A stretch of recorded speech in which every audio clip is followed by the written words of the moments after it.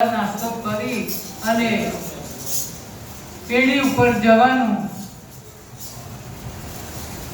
સરસ દૂધ જેવા કપડા ને ત્યાં જઈને ગાદી પર બેસવાનું અને રોજનો નિયમ પેઢી પર જાય, રોજ સાંજે ઘેર પાછા આવવાનું, આવીને જમી અને પછી આવીને સીધા ગંગા કિનારે જાય, ગંગા કિનારે જઈને ત્યાં થોડી વાર બેસે, આવીને જમીન સૂઈ જવાનું. બસ આ એક રસ્તા.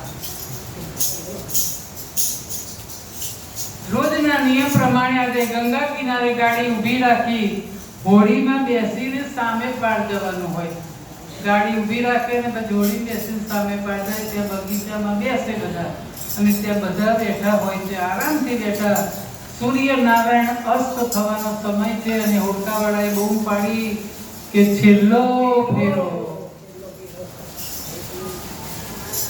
બાગમાં બેઠેલા બધાનું ધ્યાન ગયું, ધ્યાન ખેંચ્યું એવું. અને પછી હવે બધાનું ધ્યાન ગયું પણ લાલા બાપુ બેસી રહ્યા છે.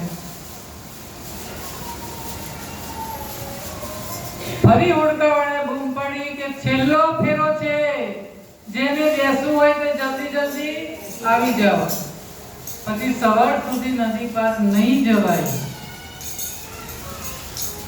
હોડકાવાળાએ હરખથી બૂમ પાડી છેલ્લો ફેરો.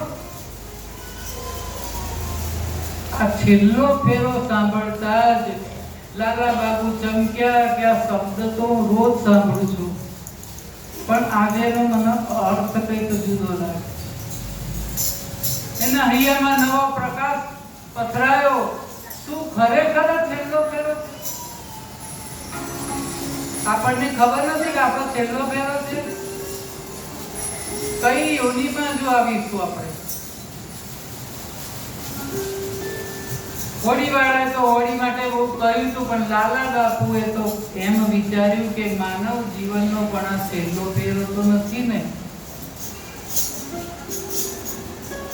આ વિચાર આવતા જ પૂર્વના સંસ્કાર જાગૃત થઈ ગયા. માનવ સંસ્કાર કઈ ઘડીએ જાગે એનું નક્કી જ ના હોય. ક્યારે વાલિયામાંથી વાલ્મીકી બની જાય.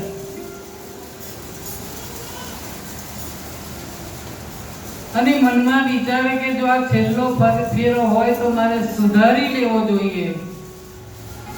કે રટો રટો મેરા દે શ્યામ છેલ્લો